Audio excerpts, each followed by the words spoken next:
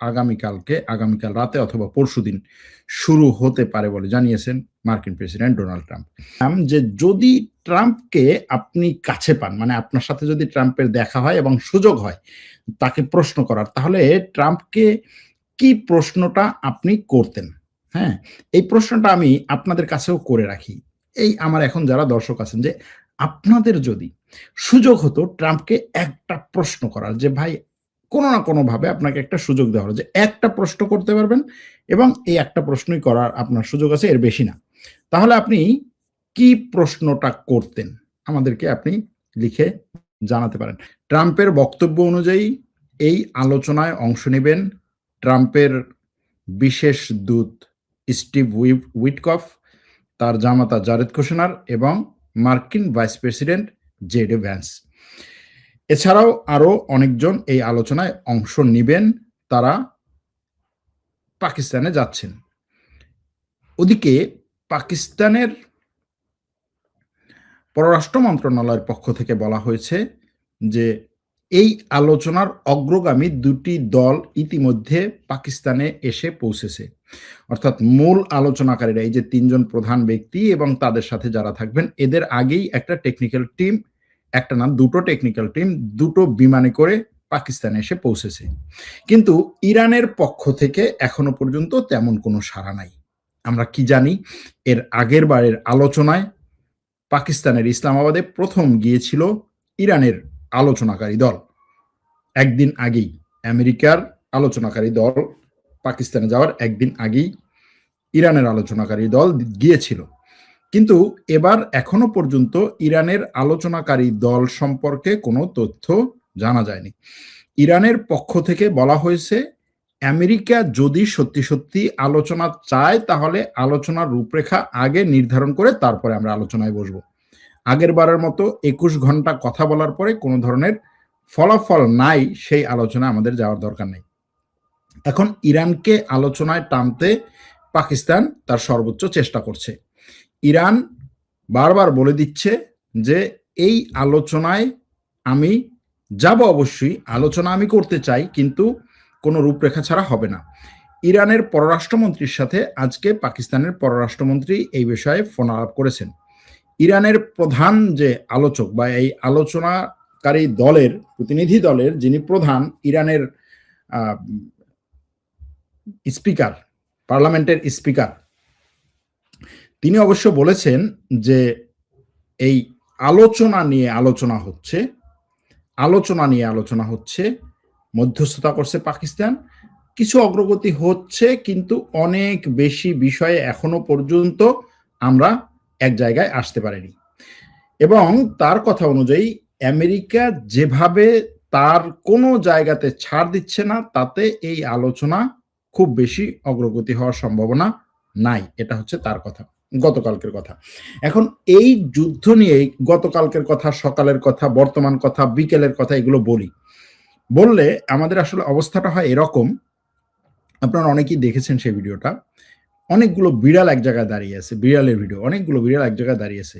বিড়ালের সামনে দিয়ে কেউ একজনে, মানে ওটা ভিডিওতে নাই, বিড়ালের সামনে দিয়ে কেউ একজনে হয়তো বিড়ালের আকর্ষণীয় কোনো একটা খেলনা এদিকে নিয়ে যাচ্ছে, এইদিকে নিয়ে যাচ্ছে, এইদিকে নিয়ে যাচ্ছে, আবার এইদিকে নিয়ে যাচ্ছে। আর বিড়ালগুলো সবাই একবার ওইদিকে তাকাচ্ছে, একবার আবার এইদিকে তাকাচ্ছে। তো এখন আমাদের অবস্থা হয়েছে এরকম বিড়ালের মতো। ট্রাম্প এবং ইরান একবার এই কথা বলে আমরা ওইদিকে তাকাই, আবার এই কথা বলে আমরা এইদিকে তাকাই। একবার বলে আমরা যুদ্ধবিরতির কাছাকাছি চলে আসছি, আমরা বলি হ্যাঁ এই তো যুদ্ধবিরতির কাছাকাছি চলে আসছে, আমরা হাততালি দিয়ে খুশি হই। আবার বলে না আমরা হচ্ছে এমন যুদ্ধ করব, তৃতীয় বিশ্বযুদ্ধ বাঁধিয়ে দেবো, আমরা বলি আয় হায় তৃতীয় বিশ্বযুদ্ধ বাঁধিয়ে দেবে। এরকম একটা অবস্থা।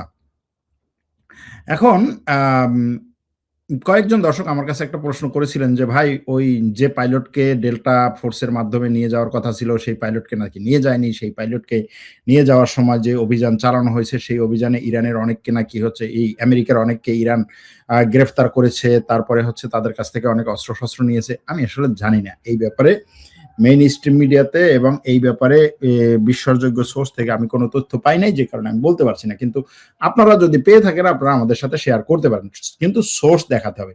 এই যে সোর্সের ব্যাপারটা, বলে কি ভাই অমুকে তো বলছে, আরে ভাই সে তো সোর্স না। ভাই তাহলে সোর্স কি? এই যে তাহলে সোর্স কি এটা জানার জন্য, এটা বোঝার জন্য আপনার কি করা দরকার? আমাদের ফ্যাক্ট চেকিং কোর্সে ভর্তি হওয়া দরকার। আজকেও আমাদের কোর্স আছে। এই যে অল্প একটু আজকে ভিডিওটা, আজকের লাইভটা খুব ছোট করব। যারা হচ্ছে ছোট লাইভের জন্য আগ্রহী তাদের জন্য আজকের লাইভটা খুব ছোট করব। তো এই ফ্যাক্ট চেকিং কোর্স আছে লাইভের পরে, সেখানে ক্লাস নিব। এটা করা দরকার। তারপরে ধরেন আমাদের টার্কিশ ল্যাঙ্গুয়েজ কোর্স আজ এই মাসের ২৭ তারিখ শুরু হচ্ছে। অনেকের প্রশ্ন, ভাই টার্কিশ ল্যাঙ্গুয়েজ কোর্সে করে আমি চাকরি পাবো কিনা? আমাকে আপনি চাকরি দিবেন কিনা? ভাই আমরা চাকরি দেই না কাউকে। না ফ্যাক্ট চেকিং করছে, না আমাদের সাংবাদিকতার করছে। আমরা কিন্তু এই গত কয়েকদিন আগে সাংবাদিকতার জন্য সার্কুলার দিয়েছিলাম। প্রায় ২০০ র বেশি, ২১৫ জনের মতো হচ্ছে অ্যাপ্লিকেশন আসছে, ২১৫ টা। তো সেই অ্যাপ্লিকেশন গুলোর মধ্যে থেকে আমরা আমাদের পছন্দ মতো লোক খুঁজতে হিমশিম খাচ্ছি। আ খুঁজে পাবো হয়তো খুব শীঘ্রই। আ কিন্তু তারপরেও সেখানে যে আমরা যাদেরকে আমাদের সাংবাদিকতা ট্রেনিং এ যারা আসছে যে ভাই তোমাকে ট্রেনিং দিয়ে সাথে, সাথে আমি চাকরি দেব, এরকম কোন জিনিস আমাদের নাই। অর্থাৎ চাকরির লোভ দেখিয়ে আমরা কোন ট্রেনিং দেই না। চাকরির লোভ দেখিয়ে কোন ট্রেনিং দেই না। সহজ কথা যেটা। তুরস্কের টার্কিশ ল্যাঙ্গুয়েজ যারা শিখতে চান, এদের মধ্যে ধরেন অনেকে আছে ব্যবসায়ী, ভাই আমার টার্কিশ ল্যাঙ্গুয়েজ দরকার। অনেকে আছেন তুরস্কে ব্যবসা করছেন, তুরস্কে থাকছেন, তুরস্কে সন্ততি নিয়ে থাকছেন, তুরস্কে আসবেন, তুরস্কে সেটেলড হবেন। এরকম আছে। অনেক মানুষ আছেন। তারা আমাদের এই কোর্সে ভর্তি হতে পারেন। কবে কোর্সটা? কোর্সটা হচ্ছে ২৭ তারিখ শুরু হবে। ৩ মাসের একটা কোর্স। ৩ মাস শেষে আপনি টার্কিশে কথা বলতে পারবেন। ৩ মাস যদি কন্টিনিউয়াসলি আপনি যদি প্র্যাকটিস করেন। কারণ হচ্ছে এটা পুরো 0 থেকে শুরু হবে। যাই হোক, ওইদিকে যাচ্ছি না আরো বেশি। জাস্ট বলার জন্য হঠাৎ করে আসলো মনে এইজন্য। আজকে আমরা আমাদের দর্শকদের কাছে প্রশ্ন করেছিলাম। খুব ফানি বলা যায় প্রশ্নটাকে। আবার অনেকে বলতে পারেন না প্রশ্নটা আসলেই গুরুত্বপূর্ণ ছিল। প্রশ্নটা করেছিলাম যে যদি ট্রাম্পকে আপনি কাছে পান, মানে আপনার সাথে যদি ট্রাম্পের দেখা হয় এবং সুযোগ হয় তাকে প্রশ্ন করার, তাহলে ট্রাম্পকে কি প্রশ্নটা আপনি করতেন? হ্যাঁ? এই প্রশ্নটা আমি আপনাদের কাছেও করে রাখি। এই আমার এখন যারা দর্শক আছেন যে আপনাদের যদি সুযোগ হতো ট্রাম্পকে একটা প্রশ্ন করার, যে ভাই কোনো না কোনোভাবে আপনাকে একটা সুযোগ দেওয়া হলো যে একটা প্রশ্ন করতে পারবেন এবং এই একটা প্রশ্নই করার আপনার সুযোগ আছে, এর বেশি না। তাহলে আপনি কি প্রশ্নটা করতেন? আমাদেরকে আপনি লিখে জানাতে পারেন। আমরা টেলিগ্রামে এই প্রশ্নটা রেখেছিলাম। টেলিগ্রামে আমাদের দর্শকদের মধ্যে থেকে প্রায় ২৫০ মানুষ জাস্ট হচ্ছে প্রশ্ন করেছেন। আমি জাস্ট স্ক্রিনশটটা দিই। অনেক প্রশ্ন হচ্ছে আমি উচ্চারণও করতে চাই না। এরকম অনেক প্রশ্ন আছে। আমি জাস্ট স্ক্রিনশটটা দিই। আহ আপনারা খালি প্রশ্নগুলো পড়বেন আর এই প্রশ্ন আপনি করবেন না।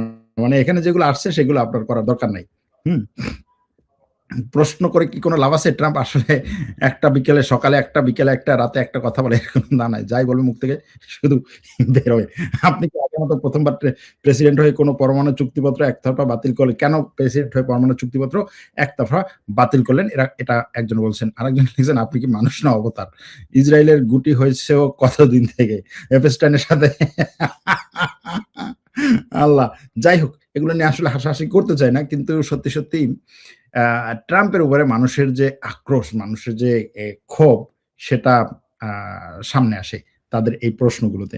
তবে এক দর্শক প্রশ্ন করেছেন যে, "আমার প্রশ্নের চেয়েও বড় জিনিস হচ্ছে আপনি তাকে সামনে পেলে কি প্রশ্ন করতেন?" আমি তাকে সামনে পেলে কি প্রশ্ন করতাম? আমি আসলে এটা ভাবিনি। আমার তো প্রশ্ন অনেক। কিন্তু আমার মনে হয় একটা প্রশ্ন করতাম আমি, যে আপনি এই যে পুরো বিশ্বটাকে কি বলে? বিশ্বটাকে নাচাচ্ছেন। আসলেই তো সে নাচাচ্ছে। নিজেও নাচতেছে, বিশ্বটাকেও নাচাচ্ছে। এই পুরো বিশ্বটাকে নাচিয়ে আপনি আপনার দৈনন্দিন কাজগুলো কেমনে করেন? মানে কিভাবে সম্ভব? এই ধরেন আমরা এখন এরপরে হচ্ছে একটা কোর্স আছে, সেটা হচ্ছে যে এই কোর্সে ঢুকতে হবে তাড়াতাড়ি, হচ্ছে এই ৮ঃ০০ বেজে গেছে, কোর্সে ঢুকতে হবে। হ্যাঁ? একটু আগেই অফিস থেকে আসছি, তাড়াতাড়ি অফিস শেষ করে, মানে এটা তো হচ্ছে একটা সরোয়ার খালি। আর সে তো বিশ্বটা চালায়। সে টুইট মারে, তার টুইটের উপরে দেখা গেল যে হচ্ছে পুরো তার টিম পাগলামি, মানে দৌড়ের উপরে থাকে সারাদিন। যে এইটা করছে, এখন এটারে কিভাবে ঠিক করব? যে এখন এই আকাম থেকে আমরা কেমনে বেরোবো? এরকম একটা জিনিস। সুতরাং আমি এটা প্রশ্ন করতাম যে, এই পুরো বিশ্বকে না চাই নিজে কিভাবে ঠিক রাখেন? আসলে কি মেন্টাল ডিসঅর্ডার আছে নাকি নাই? এরকম একটা ব্যাপার। তবে আরেকজনের প্রশ্ন যে আসলে তাকে কাছে পেলে আমি প্রশ্ন করতাম যে, "আপনি কি আগে সিদ্ধান্ত নেন তারপরে টুইট করেন? নাকি আগে টুইট করার পরে হচ্ছে আপনি রাষ্ট্রীয় সিদ্ধান্ত নেন যে আমি এটা করব?" এটাও একটা ভালো টুইট ছিল। হ্যাঁ, ভালো প্রশ্ন ছিল। তো এই যে এক দর্শক প্রশ্ন করছেন, "আপনার ঘুম কি ভালো হয়?" আরেকজন লিখছেন, "দিনে কয়বার পাগল হয়?" এরকম বিভিন্ন ধরনের প্রশ্ন আছে। তো যাই হোক, আপনাদের কাছেও প্রশ্নটা রাখলাম যে ট্রাম্প অ্যা কি, কি ট্রাম্পকে কাছে পেলে কি প্রশ্নটা করতেন? এক দর্শক বলছেন যে, "আপনি কি আসলেই পরমাণু অস্ত্র নিক্ষেপ করতে চান?" আরেক দর্শকের প্রশ্ন ছিল, "আপনি কি আসলেই যুদ্ধবিরতি ৩য় বিশ্বযুদ্ধ বাজাতে চান?" আরেকজন বলেছিলেন যে, "আপনি কি আসলে খ্রিস্টান নাকি আ ইহুদি? আপনি কেন হচ্ছে নেতানিয়াহুর কথা এরকম উঠবস করেন? এটার কারণ কি? হ্যাঁ, আপনি এতটা পাগল হলেন কিভাবে? আপনি কেন হচ্ছে নিজের সিদ্ধান্তে ঠিক থাকতে পারেন না?" এরকম অনেক ধরনের প্রশ্ন তাকে করবে বলে অনেক দর্শক এই যেমন এক দর্শক খুব চমৎকারভাবে প্রশ্নটা করছে, "জনাব ট্রাম্প, আপনি কেমন আছেন?" হ্যাঁ? সে নিজেকে প্রেজেন্টার হিসেবে বসাইছে আরকি। "জনাব ট্রাম্প আপনি কেমন আছেন? আপনার মাথা ঠিক আছে তো? আর কত? এবার থামেন। এত সব ধ্বংস এবং মানুষ হত্যা এসবের দায়ভার নিতে পারবেন? আপনার সৃষ্টিকর্তার কাছে কি জবাব দিবেন? জানি আপনার সম্পদশালী, শক্তিশালী, যুদ্ধ শক্তিতে শ্রেষ্ঠ। তাই বলে আমরা এটা আশা করিনি আপনার মাধ্যমে মানবজাতির ক্ষতি হবে। মহান সৃষ্টিকর্তা আপনাকে বুঝ দান করুন। আমিন। আবার ট্রাম্পকে নিয়ে সে আমিনে ধরবে। মাশাআল্লাহ ভালো প্রশ্ন করছেন আপনি ট্রাম্পের কাছে। তো যাই হোক, এই ফাজলামি রেখে আমরা একটু আসল কথায় যাই। আমরা আসলে অ্যা কয়েকটা বিষয় নিয়ে একটু ছোটখাটো আলাপ করে শেষ করে দেই। সেই বিষয়গুলো বা সেই খবরগুলো কি? খবরগুলো হচ্ছে অ্যাম এই যুদ্ধবিরতি নিয়ে। হুম? ইরানের কাছ থেকে সমৃদ্ধ ইউরেনিয়াম পরিবহনে সহায়তা করতে রাজি হয়েছে রাশিয়ার পারমাণবিক শক্তি সংস্থা রোসাটম। সংস্থাটির প্রধান নির্বাহী কর্মকর্তা আলেক্সি লিখাচেভ এই কথা জানান।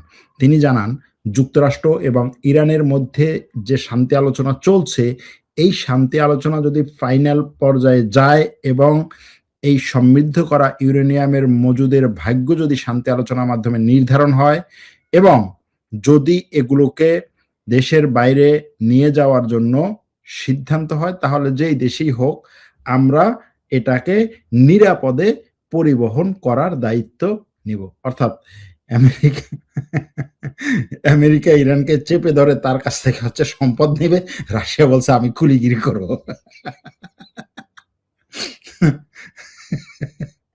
এর তবে রাশিয়া বলছে এর সাথে পারস্পরিক আস্থার প্রশ্নটাও গভীরভাবে জড়িত। যেহেতু ইরানের সাথে আমাদের ব্যাপক একটা আস্থার সম্পর্ক আছে। সুতরাং আমরা এই পরমাণু বহন করে তুমি যেখানে নিয়ে যেতে চাও সেখানে নিয়ে যাও। আমাদেরকে জাস্ট একটু মজুরি দিলেই হবে। এর আগে ২০১৫ সালেও তেহরানের অনুরোধে রাশিয়া ইরান থেকে সমৃদ্ধ করা ইউরেনিয়াম সরিয়ে নিয়েছিল বলে তিনি স্মরণ করে দেন। তিনি বলেন, দীর্ঘমেয়াদে যেকোনো শান্তি চুক্তিকে রাশিয়া স্বাগত জানাবে এবং প্রয়োজন হলে আবারও ইউরেনিয়াম স্থানান্তরে সহায়তা করতে তারা প্রস্তুত।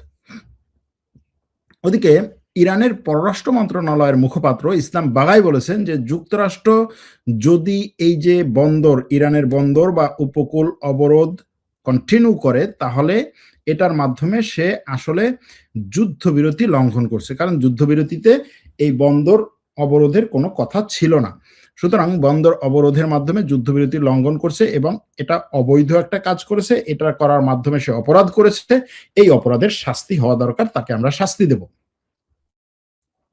তিনি আরো বলেন, ইরানের জনগণের উপর ইচ্ছাকৃতভাবে সম্মিলিত শাস্তি আরোপ আন্তর্জাতিক আইনের দৃষ্টিতে যুদ্ধ অপরাধ এবং মানবতা বিরোধী অপরাধের শামিল। অর্থাৎ যে দোষী তাকে শাস্তি দেওয়া ঠিক আছে, কিন্তু একজন দোষী বা কাউকে দোষী বলে তারপর হচ্ছে পুরো একটা জনগণকে, পুরো একটা দেশের একটা জাতিকে শাস্তি দেয়া এটা আসলেই যুদ্ধ অপরাধ এবং মানবতা বিরোধী অপরাধ।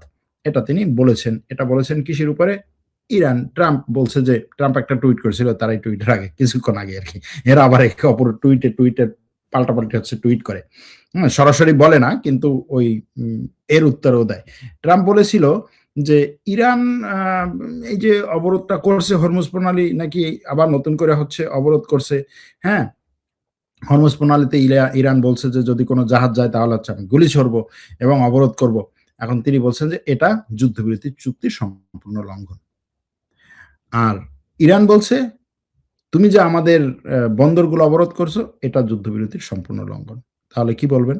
২ পক্ষ যুদ্ধবিরতি লঙ্ঘন করছে, তাই না? যাই হোক। এখন ট্রাম্প বলছে আ এই ইরান অলরেডি গুলি করেছে গত ২ দিনে, ট্রাম্পের কথা। আমরাও তো জানি যে ইরান কমপক্ষে ২-৩ টা জাহাজে গুলি করেছে। মানে যতগুলো খবর আসছে, ২ দিন পর ইরান বলবে আমি এটা করি নাই, জানি না। যদ্দূর খবরে দেখছি। তো সেই জাহাজগুলোর কমপক্ষে একটা ছিল ভারতীয়। কিছু, কিছু খবরে বলছে ২ টো বা সবগুলোই ভারতীয়। তো ট্রাম্প বলছে যে এই যে গুলি ইরান করছে, এই গুলির অনেকগুলো গুলি হচ্ছে একটা ফ্রান্সের জাহাজে এবং আরেকটা হচ্ছে ব্রিটেনের মালবাহী জাহাজে আঘাত করেছে। এখন ট্রাম্প বলছে, "এটা কি ভালো আচরণ হইল? এটা তো ভালো আচরণ হইল না। দেখো ফ্রান্স আর ব্রিটেন এই ইরান তোমার পক্ষে তো, সে তো আমার বিপক্ষে। তুমি তাদের উপরে আক্রমণ করলা।" এখন ট্রাম্প এই কথাটার মাধ্যমে যেটা বুঝাতে চেয়েছে সেটা হচ্ছে যে ফ্রান্স এবং ব্রিটেন গত সপ্তাহে বলেছিল তারা হরমুজ প্রণালী নিয়ে একটা আম যৌথভাবে একটা সম্মেলন করবে এবং সেই সম্মেলনে তারা হরমুজ প্রণালীর ভবিষ্যৎ নির্ধারণ করবে যেটার মধ্যে এই মানে আমেরিকা থাকতে পারবে না।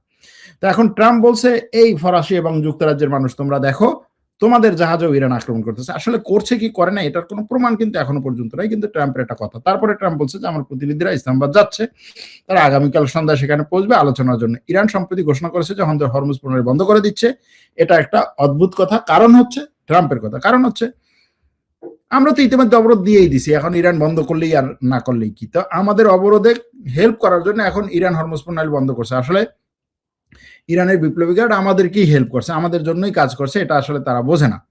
কিন্তু ট্রাম্পের কথা এগুলো যে এই পথ, এই হরমুজ প্রণালী বন্ধ থাকায় ইরান নাকি প্রতিদিন ৫০০ কোটি ডলার ৫০ কোটি ডলার নাকি ক্ষতির সম্মুখীন হচ্ছে। ট্রাম্পের কথা আমি জানি, হিসাব করি নাই।